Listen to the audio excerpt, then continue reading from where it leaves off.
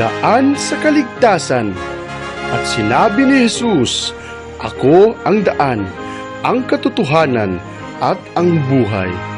Ating pag-aralan at ating pakinggan ang mga pabalita ng ating Diyos na dakila patungkol sa ating tunay na kaligtasan.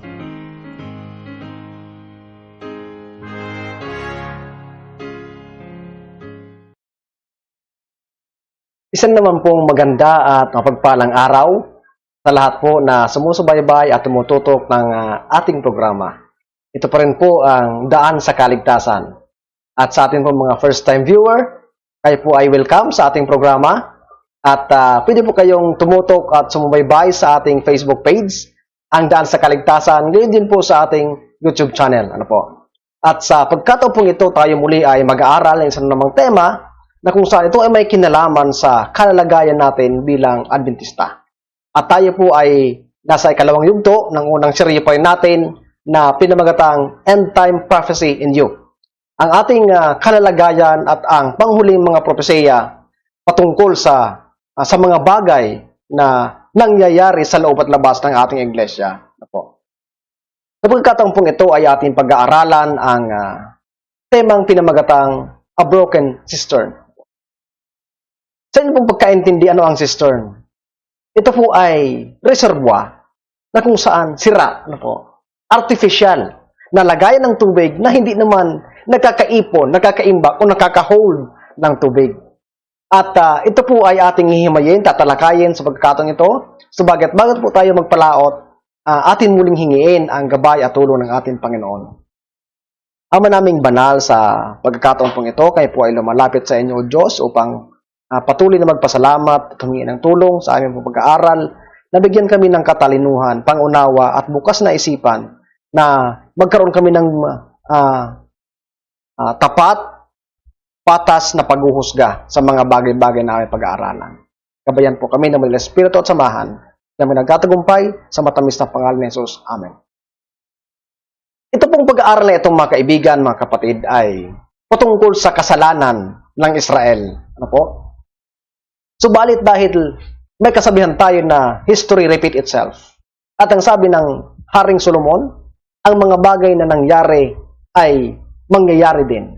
Ang mga bagay na nandito ay nangyari na. Walang bago sa ilalim ng langit. Kaya ito po ay mangyayari hanggang sa huling kapanahunan at uulitin ng spiritual Israelites ang kasalanan ng sinaunang Israel. Hindi po ito mga kaibigan, mga kapatid, pagbabash sa ating iglesia. Dahil sa katunayan po ay mahal ko ang ating iglesia. Dito ako mananatili anuman ang mangyari. Subalit ito lamang po ay pagpapakita sa atin ng totoong kalalagayan at mga bagay na nangyayari sa loob mismo ng ating iglesia. Sapagkat kung saan tayo ay pinangalan ng protestante, subalit marami sa atin, ang sabi nga sa atin mga previous study, holding their peace, na nanahimik lang sa anumang nangyayari kahit mali. Subalit hindi tayo dapat magpasilalim dito sapagkat kailangan nating protestahan ang mga bagay na mali at sumisira sa ating pananampalataya at doktrina. Kaya sa oras pong ito ating paghaharalan, ihimayin ang mga bagay na ito. Ito po ang sabi ng Panginoon patungkol sa sinaunang Israelitas. Ang sabi niya sa Jeremiah 2:13, "For my people have committed two evils. They have forsaken me, the fountain of living waters, and hewed them out, broken cistern that can hold no waters." Ang sabi ng Panginoon, ang aking bayan ay gumawa ng dalawang kasamaan sa akin o kasalanan. Una, iniwanan nila ako bilang bukal ng tubig na buhay.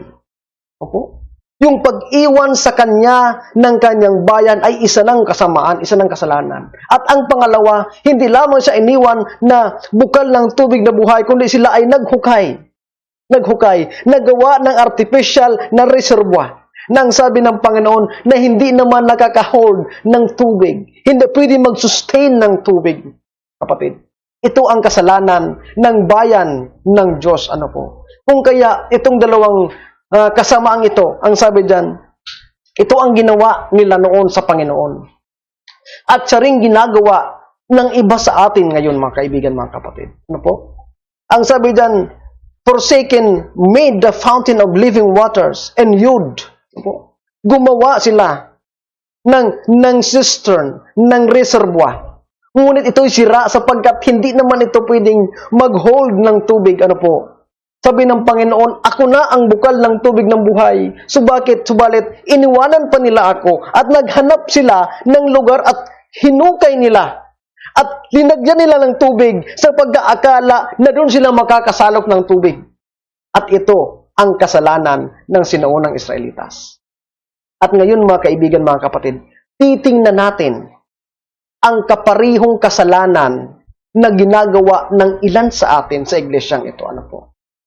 Na iniwanan ang Panginoon at naghukay ng broken cistern sa pag-aakala na yun ay magbibigay sila sa kanila ng tubig. Ano po ang sabi ng patotoo? Ang sabi po ng Testimonies Volume 3, page 474. There is a great necessity for a reformation among the people of God. The present state of the church leads to the inquiry, is this a correct representation of Him who gave His life for us?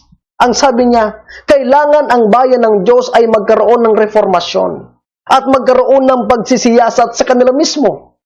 Na ang sabi dito, kailangan tanungin natin ang ating sarili. Sapagkat ang sabi diyan, dapat nating itanong kung tayo nga ba o ito ba ang bayan na kumakatawan sa Kanya na nagbigay ng buhay sa kanila? Are we the people that represents God Himself who gave His life to us? Tayo ba ay kumakatawan sa Kanya? Ang sabi diyan, are these the followers of Christ and the brethren of those who counted not their lives there unto themselves? Ito ba ang mga tao na kapatid nung yung mga naunang tao na hindi nila pinahalagahan ang kanilang buhay hanggang sa kamatayan para lamang sundin ang ating Panginoon? Tayo ba yun ngayon?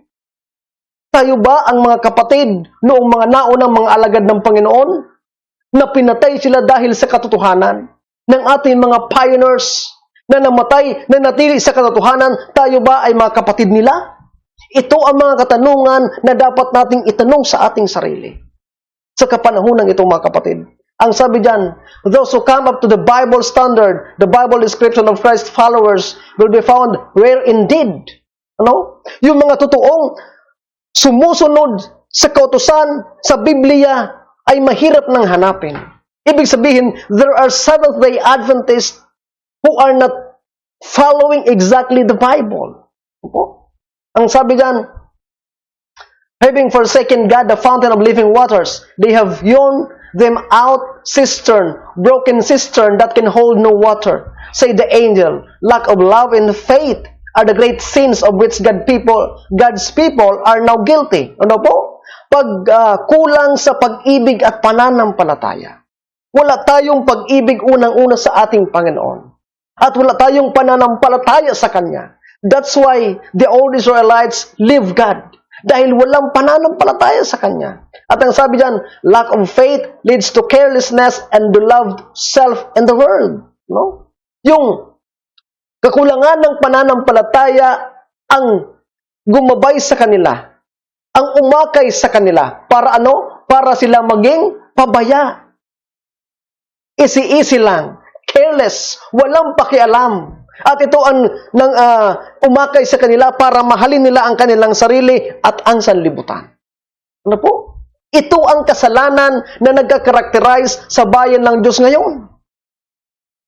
At ito ay strong statement para sa atin. Kung hindi tayo nasasaktan nito at tinatamaan, manhid tayo mga kaibigan, mga kapatid. Ang sabi diyan, those who separate themselves from God and fall under temptation and those gross vices, for the carnal heart leads to great wickedness, and the state of things is found among many of God's professed people. While they are professedly serving God, they are to all intent and purpose corrupting their ways before Him. Tayo ay nagpapanggap daw na sumusunod sa Panginoon, subalit sinisira natin ang ating mga sarili. Yun ang nakakalungkot, mga kaibigan. Ang sabi, although the examples of those who have made shipwreck of faith stand as a beacon to warn others from pursuing the same course, yet many rush madly on. Ang sabi niya, marami sa ating mga nauna, from the death of Ellen White, pinag-aralan natin, lumabas ang alpha and omega of apostasy. Nang sabi dito, dapat sana ito ay maging babala para hindi na natin tularan o sundan ang kanilang mga yapak. Subalit ang totoo, ang sabi dito, yet many rush madly on. Marami ang nagtutumulin sa pagsunod sa kanila, sa kanilang mga kamalian. Nakakalungkot mga kaibigan, mga kapatid. Satan has control of their minds. A beacon to warn others. Satan has control of their minds and seems to have power over their bodies. Kontrolado sila ng kaaway na si Satanas. Ang sabi dyan, how prone we are to look to human beings for help. Napaka marupok natin para maghanap ng tulong sa ating kapwa-tao instead sa Panginoon. Minsan pag may problema tayo, physical man, financial, sa kalusugan, we tend to run first to our fellow human being rather than God. Ano po? Sabi dito, to listen to their opinions, to rely upon them for sympathy, support in counsel. When in trouble, we should shut ourselves up with God. Kung tayo ay nasa kapighatian, dapat nating ibigay, isuko, ilapit ang ating sarili sa Panginoon. Subalit ang sabi diyan, madalas, mas pinapakinggan pa natin ang opinyon ng ibang tao. Mas doon tayo naliliwanagan. Dumidepende tayo sa kanilang mga simpatya at mga hatol. At ang sabi diyan, how many there are those who realize no refreshing because they have forsaken the living waters and have thrown out for themselves broken cisterns which can hold no water. When men do this, what can we expect but barrenness of soul? No? Kapag iniwan natin ang ating Panginoon bilang bukal ng tubig na buhay, ang sabi diyan, wala tayong mai-expect o aasahan sa taong yon, kundi ang pagiging tuyo ng kaniyang kaluluwa. But this is the sin. Ang sabi ng Jeremiah 17:5-8, thus says the Lord, cursed be the man that trusteth in man, and maketh flesh his arms, and whose heart departed from the Lord. Kasumpa-sumpa ang tao na nagtitiwala sa kanyang kapwa-tao, at ang kanyang bisig kalasag ay ang laman, at ang kanyang puso ay lumalayo sa Panginoon, for he shall be like the heath in the desert, and shall not see when good cometh, but shall inhabit the parched places in the wilderness, in a salt land and not inhabited. Blessed is the, sabi dito, siya ay tatahan sa lugar na walang katao-tao. Kaya sabi kanina, he will be a barren soul. Subalit ang sabi dito, blessed is the man that trusteth in the Lord, in whose hope the Lord is, for he shall be as tree planted by the waters, and that spreadeth out her roots by the river. Mapinagpapala ang tao na ang kanyang pananampalataya, na ang kanyang kalakasan, na ang kanyang kalasag ay walang ibang ating Panginoon. Sapagkat ang taong ito, ang sabi niya, kung ang kanyang lakasang ang Panginoon ay para siyang kahoy na itinanim sa tabi ng ilog na hindi siya matutuyuan magpakailanman. This is the promise of God for us, beloved.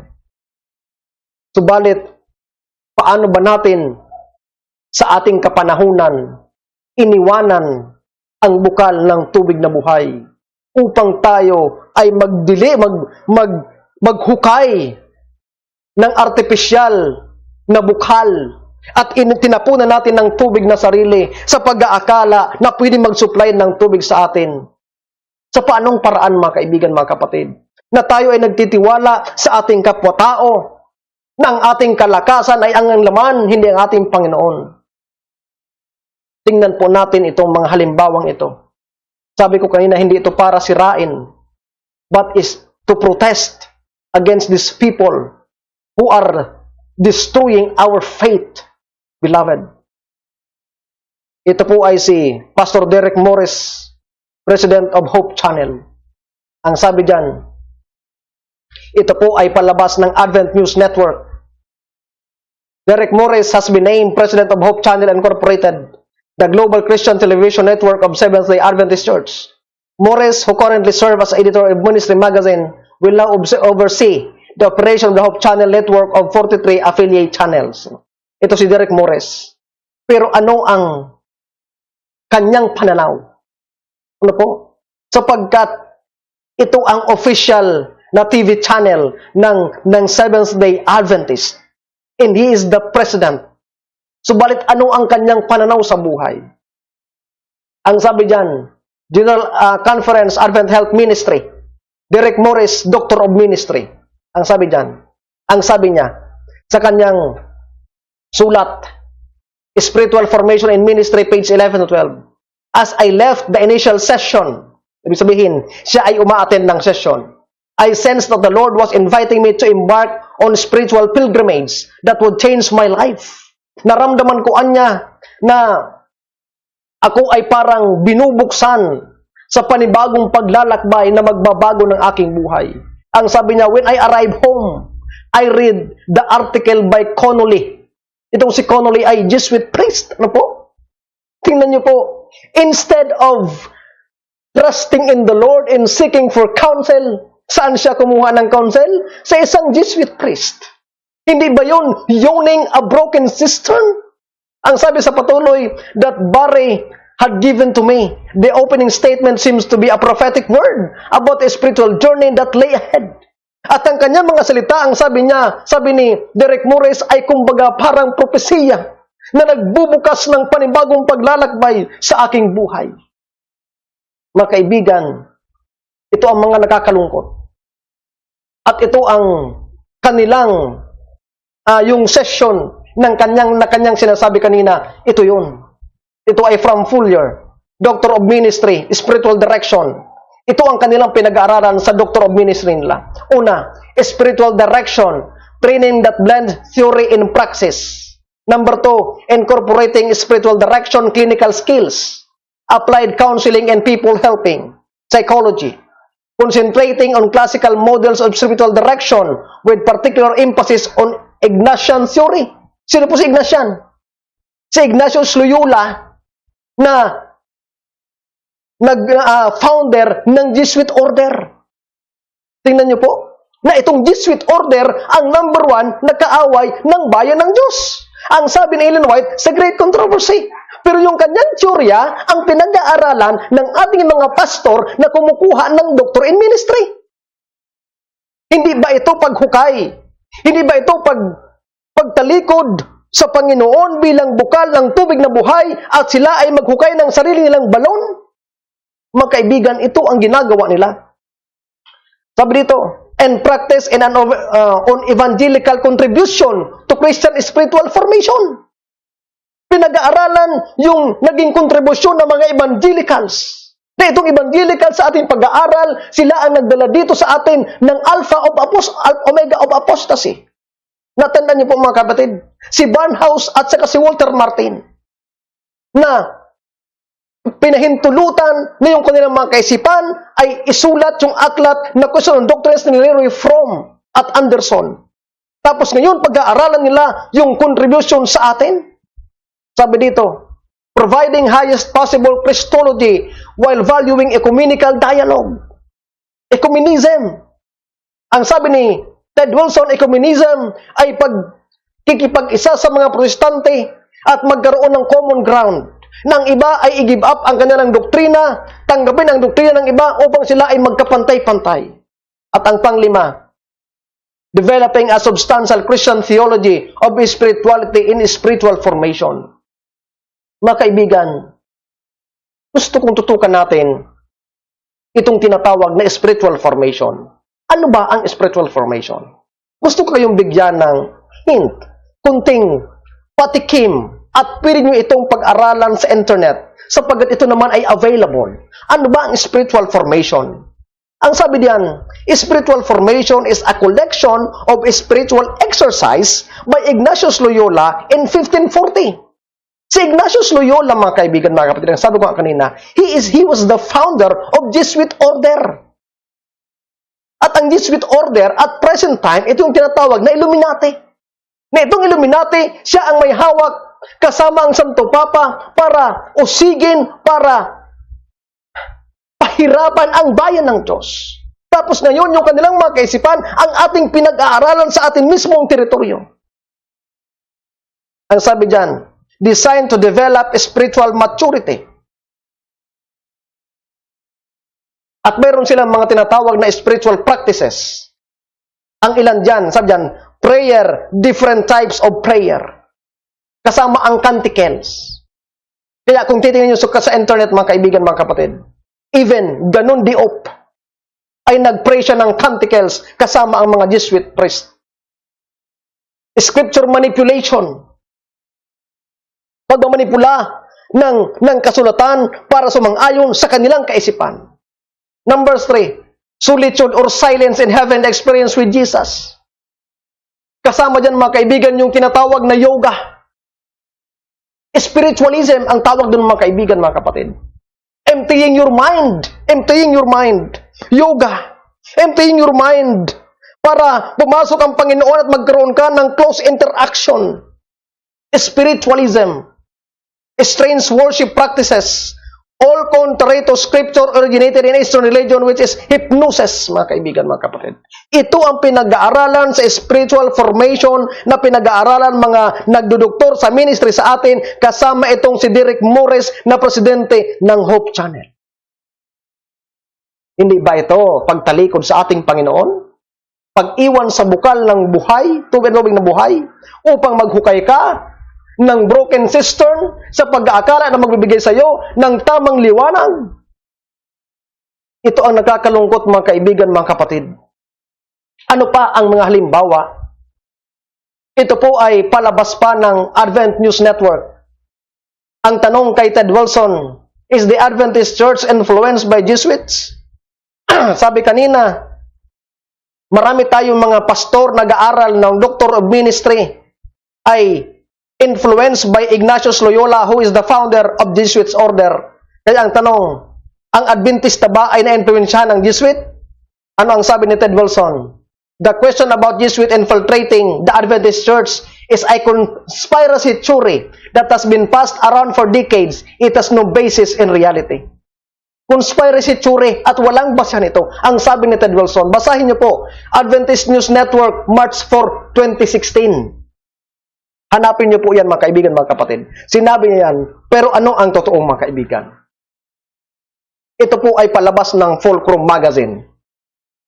Wala-wala. Ito po ay paaralan natin. Wala-wala College invites Jesuit priest to speak at community. Gregory Joseph Greg Boyle is an American Jesuit priest. He is the founder and director of Homeboy Industries and former pastor of Dolores Mission Church in Los Angeles. At inimbitahan ng wala-wala para magsalita sa kanila. Bishop Francis X. Ford, Chair of Catholic Missiology. Sabi dito, Master in Divinity Catholic Theological Union, Pontifical Gregorian University in Rome, drawing upon his extended experience in ministry among the people of Papua New Guinea and the south side of Chicago, Roger Schroeder assists others in both preparing for and returning from their own cross-cultural mission and ministry. He also teaches missionary history, the experience of religion, and has a particular interest in initiation, which was the topic of his doctoral research. He is the co-author with Stephen Bivans. Yan ang mga inimbitahan nila, mga kaibigan. Sino pa? Louis Lusbatik. Ako? Ito ay mga Jesuits na inimbitahan ng ating paralan. Yan. So, paano tayong mga kaibigan, mga kapatid, naghukay ng sirang reservoir? Opo? Paano tayo naghukay? Tingnan natin. Paano natin iniwanan ng ating Panginoon at naghukay tayo ng broken cistern? Ito po ay palabas ng Adventist Youth Media. North American Division called Sunday Keeping Lausanne Ecumenicist to teach Adventist pastors how to talk about Jesus. Nakita niyo po? Ang North American Division ay nag-imbita nitong babaeng ito na si Lausanne, isang ecumenism. Ano po? Upang turuan ang mga Adventistang pastor kung paano magsalita patungkol kay Jesus. How can a Sunday keeper, a non-Adventist person, can teach Adventist pastors how to preach and how to talk about Jesus? Naniniwala ba tayo na itong mga taong ito ay may liwanag pa ng higit sa liwanag natin? Hindi pa ba sapat ang Biblia sa atin at ang Spirit of Prophecy para turuan tayo kung paano natin sabihin at paano natin i-reflect, i-sermon, pag-usapan ang ating Panginoong Hesus at kukuha pa tayo ng ibang tao na hindi mangkapananampalataya? Hindi baga ito pag-iwan sa ating Panginoon bilang bukal ng tubig na buhay at mga kaibigan, ito ang nangyayari sa loob natin, mga kapatid. On June 30th, Rebecca M. Pippert presented talking about Jesus without sounding religious to the PAC-NAD called conference session with more talks to follow. Pippert, a celebrated ecumenical author and senior advisor for global evangelism for the Lausanne Committee for World Evangelism, I also gave presentation Monday night on reaching the secular mind. Ito?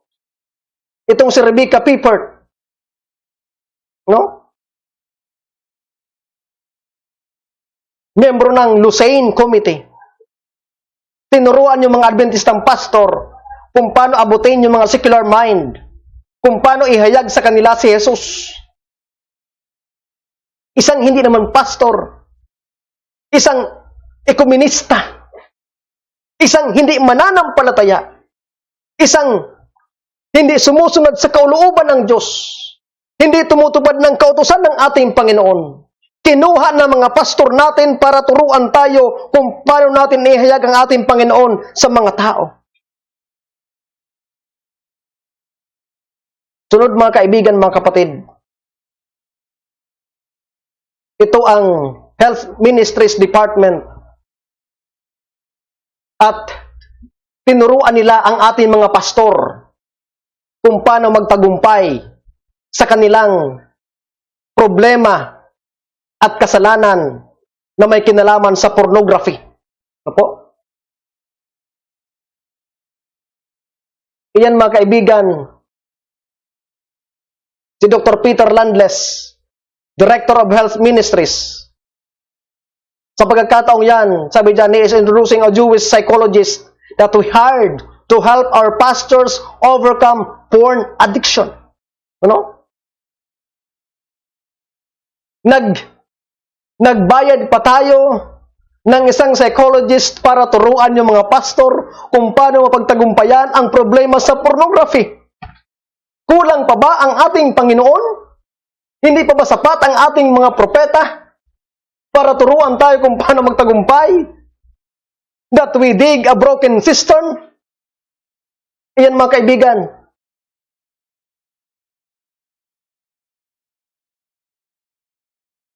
Si Dr. Pergament, psychologist, Bowling Green University, nagturo sa mga pastor kung paano ma-overcome ang pornography. Panoorin natin, mga kaibigan, ang video niya. Sapagkat itong video ito ay ini-introduce ni Pastor Dr. Landless, si Pergament, para turuan ang ating mga pastor. We understand that 30% of clergy across the board, and that's a conservative estimate, have been entrapped or are addicted to sticks. We understand that 30% of clergy across the board, and that's a conservative estimate, have been entrapped in pornography. And where does a church leader go? To whom do we speak? Very grateful that there's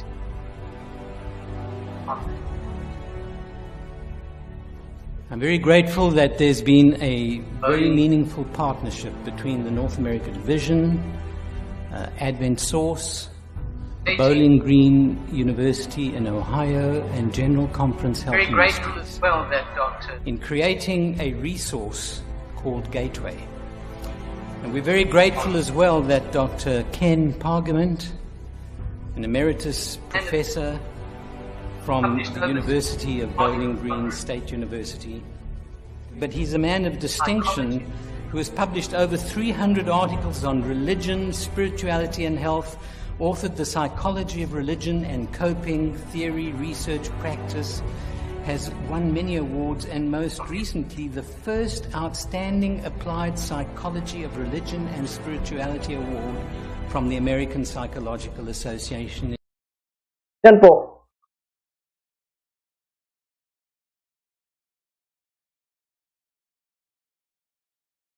Narinig niyo po?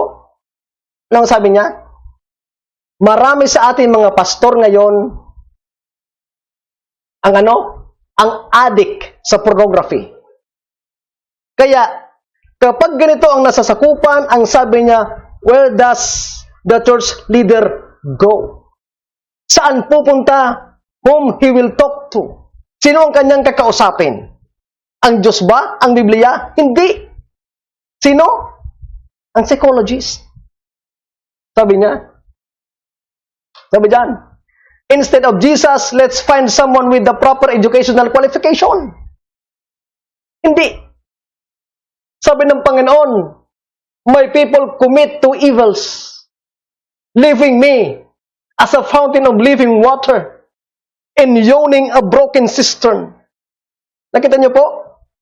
Kanino pupunta ang pastor kapag may problema sa pornography? Sa Panginoon ba o sa Biblia? Hindi. Sa isang psychologist. Bakit? Sino ang psychologist na ito? Sabi niya, he is a man of stature. He is award. He is a man of distinction. No? With PhD. Permanent head damage. Ano po? Kakaiba. May sinasabi. May pinag-aralang mataas. Doon tayo. Kaya sabi dito, so this guy has to have the solution to the problem. Akala nila that broken cistern can hold water that will solve their problem. Bakit? Ang sabi niya, because he's a man of stature. He has award. He is a man of distinction. But I guess, no guaranteed cure. Ang sabi diyan. Because Ellen White says something about human dependence. Panoorin niyo po yung pangalawang video. Opo. Sapagkat dito, ito ay isang doktor din at binanggit niya kung ito bang psychology,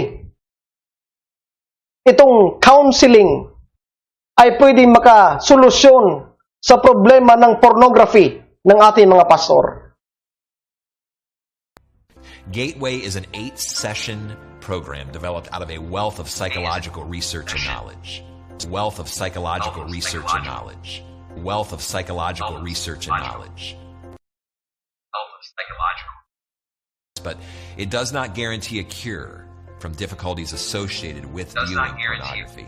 But it does not guarantee a cure from difficulties associated with viewing pornography.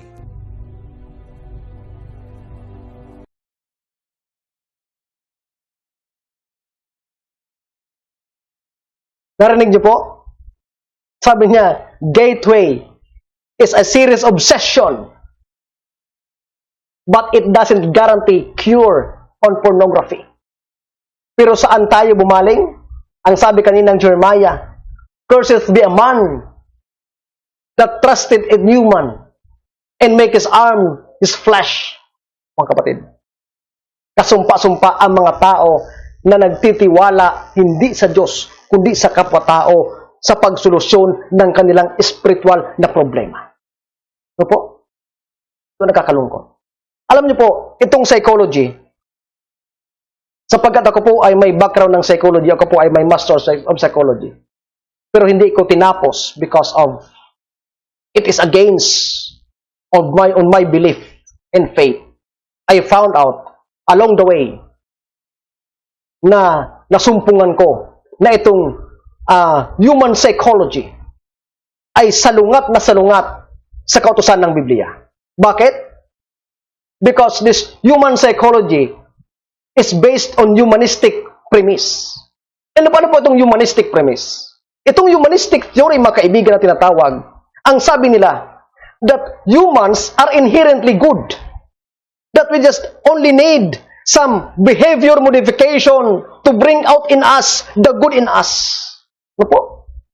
Pero ang sabi mga kapatid ng Panginoon, but it is all a whitewash sepulcher, clean in the outside, but rotten inside. Wala itong kabuluhan, mga kapatid. Wala itong kabuluhan. Psychology is a teaching of the devil. Nagsimula itong mga kaibigan doon sa kanyang temptation kay Eve, that when you eat this fruit, you will become like God. At ito mo ang premise ng psychology, that there is inside of us a God-like character that needs only to be tapped for it to comes out. At masolve natin ang anumang problema na mayroon tayo because we are inherent good. Believe me, it is opposite to the teaching of the Bible.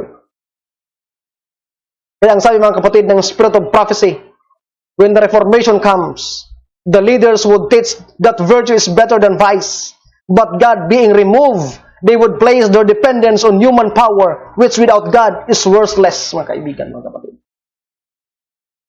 Hindi ba itong mga taong ito ay pinalikuran ng ating Panginoon at sila ay nagdukukay ng sirang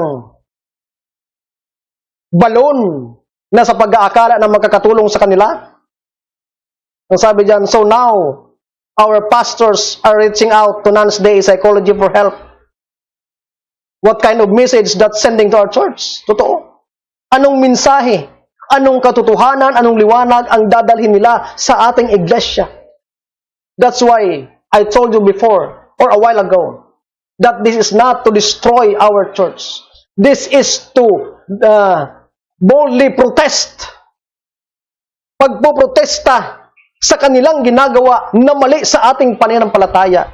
Because if our leaders are doing this, there is always a possibility that down in their lines will possibly follow them. Kaya ang sabi diyan, anong mensahe ang dadalhin nito sa ating iglesia? Using pornography can lead to behavior inconsistent, sabi ni Pergament, yung psychologist. Moral struggles, relationship difficulties with God or higher power. Sabi diyan, note that finding your higher self or divine self is part of the proposed solution. Sabi niya, ang solution dito ay hanapin mong yung higher self. Yung pagkatao na mas mataas na sarili. Ano po? At ang sabi diyan, strengthening your inspired self, session 4, becoming who you want to be. He's a Jewish, so he doesn't believe Jesus is divine. So what higher divine self is he talking about? Subalit yung taong ngayon ay hindi naniniwala na si Kristo ay banal at Diyos. So anong higher self ang pinapahanap sa atin? Ang sabi diyan mga kaibigan, ito po ay sulat ni Blavatsky ng 1889. Higher self is a term associated with multiple belief system, but its basic premise describes an eternal, omnipotent, conscious, and intelligent being. Ano po? Yung higher self. Sabi diyan, yung higher self ay binubuo ng naniniwala sa premise na ito ay eternal, omnipotent, magkapangyarihan, conscious ka, intelligent being, who is one's real self. Yun ang pagkatao nating totoo. Hahanapin natin yun. Kaya sabi ko nga, we are like God. Ibig sabihin, if you believe in humanistic theory, and if you believe to their approach, you will believe also that you are like God. And you are like Eve. Naniwala ka dun sa ahas na pag kinain mo itong prutas na ito, ikaw ay magiging Diyos. Sapagkat yung higher self na pinapahanap nitong taong ito sa atin o dun sa mga pastor ay isang katangian ng pagiging Diyos. That is an intelligent being who is omnipotent, a characteristic that only belongs to God. Pero ang sabi ng taong yon, hanapin nyo ito. Because if you find this, you will have the solution to your problem. Blavatsky formally defined the higher self as Atma, the inseparable ray of the universe in oneself. It is the God above more than within us. It's in every individual has a higher self, sabi niya. It's the God above. Diyos yun na mayroon ang bawat isa sa atin na dapat nating hanapin. Ito ang sinasabi ko kanina na humanistic theory, mga kaibigan. At ito ang pinapahanap ni Pergament sa mga pastor na may problema sa pornography. Hanapin nila yung side nila na pagiging Diyos. Are we like that, beloved? No. We are lower than angels. And angels are lower than God. So we are not like God, beloved. We are not like God. We are far from being God. Sabi dyan, note that Helena Blavatsky was founder of Lucifer's Trust. Yung may akda nung bagay na kinuhaan ni Pergament na tinuro sa mga pastor, ang sabi dyan, he is the founder of Lucifer's Trust, which she subsequently renamed Lucis Trust due to the black backlash she faced from hence. We find the official definition of the higher self. Nakita niyo po mga kaibigan, mga kapatid? Hindi ba iniwanan ng ating mga pastor na may problema sa pornography, yung fountain of the living water, at naghukay sila ng sariling balon sa paghanap ng mga taong ito? Ito ang nakakalungkot. So this is also the outreach tool. Note that the SOP predicted that we would eventually use another gospel for outreach.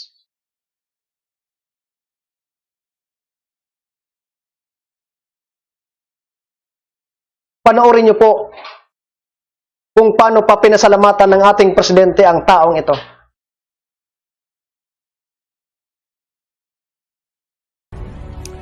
Dr. Pergament, we are indebted to you.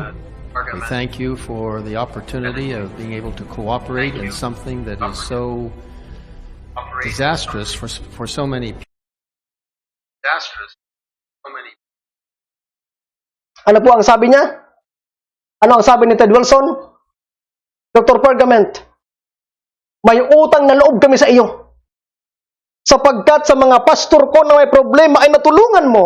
Yan ang sabi ng ating presidente. Nakakalungkot mga kaibigan, mga kapatid. Hindi ba pati siya tinalikuran niya ang ating Panginoon? Sabi ko nga kanina, hindi ito pagbabash mga kaibigan sa ating iglesia. But this is a protest against some of our members and leaders who are doing evil before the sight of God. Ito ang nakakalungkot na katotohanan sa ating panahon, mga kaibigan, mga kapatid. Even our president recognizes the effort and the help that this, I don't know, if also a member of satanic cult that extended help to our pastors, how to teach them overcome the addiction in pornography, beloved. Hindi naniniwala sa ating Panginoon. I want to tell you a story from the Bible. Ang sabi ng Testimonies, Volume 5, page 91, 191. Isaiah fell down through a lattice in his upper chamber that was in Samaria and was sick. And he sent messenger and said unto them, Go, inquire of Beelzebub, the god of Ekron, whether I shall recover or this disease. But the angel of the Lord said to Elijah the Tishbite, Arise, go up to meet the messenger of the king of Samaria. Isang araw, si Ahaziah ay nagkaroon ng sakit. At ang sabi niya, inutusan niya ang kanyang mga tao nang sabi, pumunta kayo doon kay Beelzebub, ang Diyos ng Ekron, upang tanungin siya kung ako ba ay gagaling pa o hindi na. Subalit ang sabi ng Panginoon kay Elijah, ikaw ay pumaroon sa lubungan mo, yung mensahero na kanyang inutusan, at sabihin mo, it is not because there is not God in Israel that you go to inquire of Beelzebub, the god of Ekron? Wala bang Diyos ang Israel kung kaya kayo ay pupunta doon sa Diyos ng Ekron? Now therefore thus saith the Lord, thou shalt not come down from that bed on which thou art gone up, but shall surely die. Ano ang sabi niya kay Ahaziah? Hindi ka ba naniniwala na may Diyos ka? At kailangan na bang pumunta doon sa mga mangkukulam na iyon? Hindi pa ba ako sapat sa iyo? mga kaibigan, nakakalungkot na pangyayari that many of us, it seems like our Almighty Father, the Creator and Sustainer, the all-powerful God, is not enough with them. Ang sabi diyan, the narrative, mga kapatid, ang kwentong iyon ay nagpapakita lamang ng pagkadismaya sa side ng ating Panginoon. It has displeasure towards God, against God, from turning away from Him, papunta sa mga satanic agencies. Hindi kaya na-displease din ang Panginoon na yung mga pastor natin ay talikuran ng ating Panginoon at pumunta doon sa mga psychologist? Kung siguro ang panahon natin ngayon ay katulad sa panahon ni Elijah, hindi kaya si si Pastor Elder Ted Wilson ay sabihan ng Panginoon, si Elijah, salubungin mo sila at sabihin mo, wala ba kayong Diyos? At pupunta kayo sa mga psychologist na ito? Mga kaibigan, this is the parallel situation that happens to Isaiah. Ang sabi ng Panginoon, dahil ginawa mo yan, hindi ka na babangon sa iyong higaan at hindi ka gagaling kung hindi ikaw ay mamamatay. Beloved, I believe that those pastors who are addict in pornography are still addict until today. Why? Sapagkat hindi sila gagaling dahil hindi Diyos ang kanilang nilapitan. Ano ang sabi ng patuloy? The idol of Ekron was supposed to give information through the medium of its priest concerning future event. It had obtained such general credence that it was resorted to by large numbers from a considerable distance. The prediction there uttered and the information given succeeded directly from the prince of darkness. It is Satan who created and who maintains the worship of idols to divert the minds of men from God. It is by his agency that the kingdom of darkness and falsehood is supported. Ano po? Yung God of Ekron, ang kanilang pinuno ay ang Diyos ng kadiliman, kasi Satanas. But many are turning from satanic agencies, turning to satanic agencies, and leaving the fountain of the living water. Sabi dyan, the history of Ahaziah and punishment as a lesson of warning which none can disregard with impunity. Ang kwento ni Ahaziah ay magsilbing babala sa atin. Though we do not pay homage to the heathen gods, yet thousands are worshipping at Satan's shrine as verily as did the king of Israel. Sabi niya, hindi man tayo direktahan na sumasamba sa mga Diyos-Diyusan, but in spiritual sense, sabi niya, marami sa atin ngayon ang sumasamba sa luklukan ni Satanas, katulad ng hari ng Israel. The very spirit of heathen idolatry is rife today. Though under the influence of science education, it has assumed a more refined and attractive form. No? Yung mga siyensya ngayon na pinag-aaralan natin, kasama na ang human psychology. Believe me, sa inyo na nakakarinig na may kilala na kumukuha ng psychology, believe me, talikuran nyo yan kung ayaw nyong maimpluwensyahan ng kaaway na si Satanas. Human psychology is in direct oppose to the will of God. I've been there. Kaya nasasabi ko ito, mga kaibigan, mga kapatid. Hindi para ipagmalaki, but because God graced me and showed me the truth and leads me away from that falsehood. Sabi dito, every day adds sorrowful evidence that faith in the sure word of prophecy is fast decreasing. Araw-araw, ang paniniwala natin sa siguradong propesya ay nababawasan, mga kaibigan, mga kapatid. God has placed it in our power to obtain a knowledge of the laws of health. He has made it our duty to preserve our physical powers in the best possible condition, that we may render to Him acceptable service.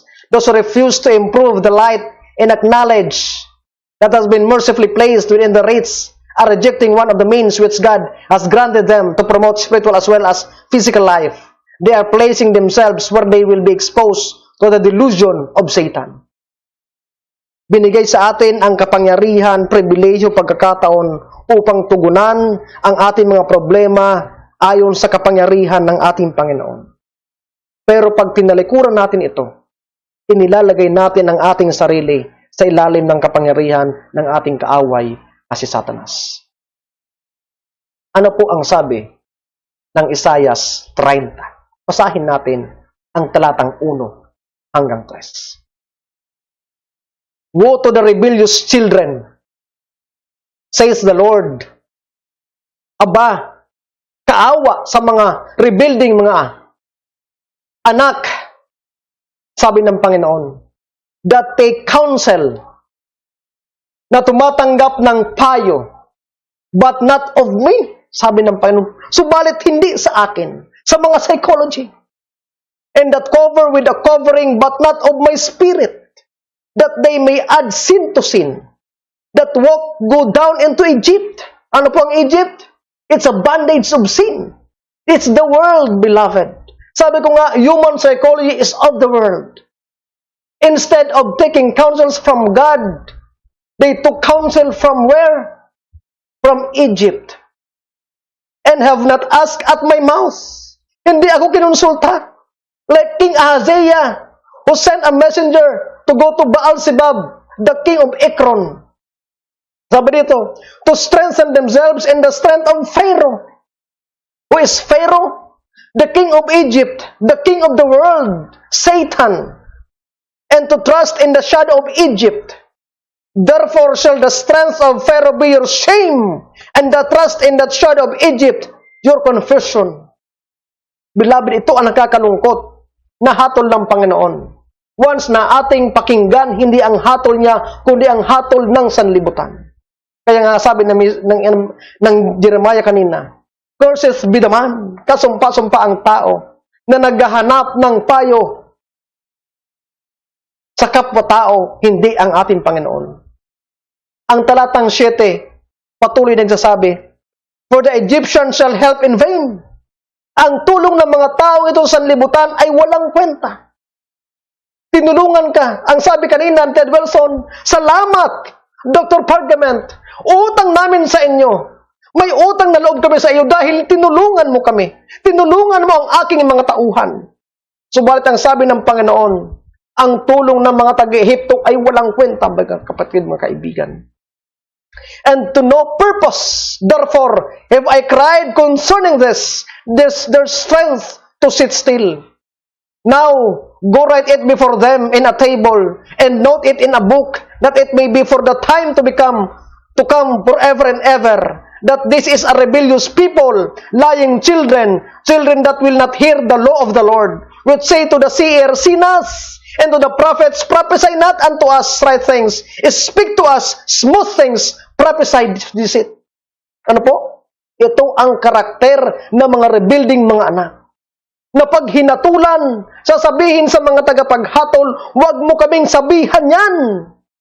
Sabihin mo lang sa amin yung gusto naming marinig. Ito nagkakalungkot sa maraming iglesia natin, mga kaibigan, mga kapatid.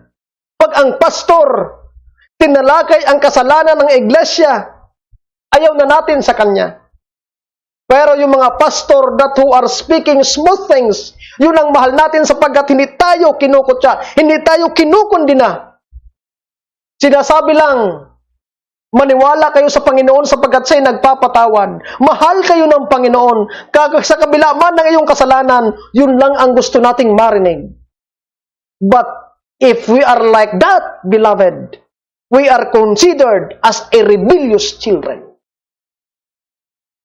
Sabi dito, wherefore, thus saith the Lord, the Holy One of Israel, because you despise this word, and trust in oppression and perverseness, and stay thereon, therefore this iniquity shall be to you a breach ready to fall, swelling out in a high wall, whose breaking cometh suddenly at an instant, and he shall break it as the breaking of the potter's vessel, that is broken in pieces. He shall not spare, so that there shall not be found in the bursting of its sword to take fire from the hearth, or to take water with all out the pit.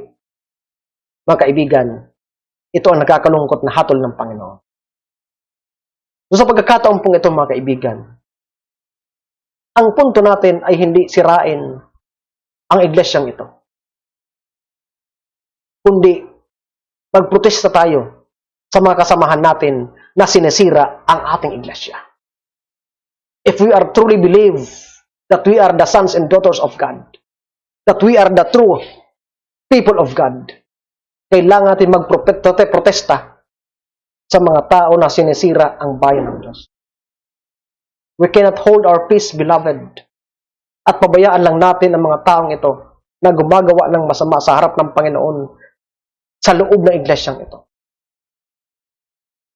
God has a people. Ang Diyos ay may bayan siya. At kung ating kinikilala na tayo ay kabilang sa bayan ng Diyos, tayo ay tatayo sa katotohanan anuman ang mangyari. Sabi nga natin nung nakaraan, the greatest want of the world is the want of man.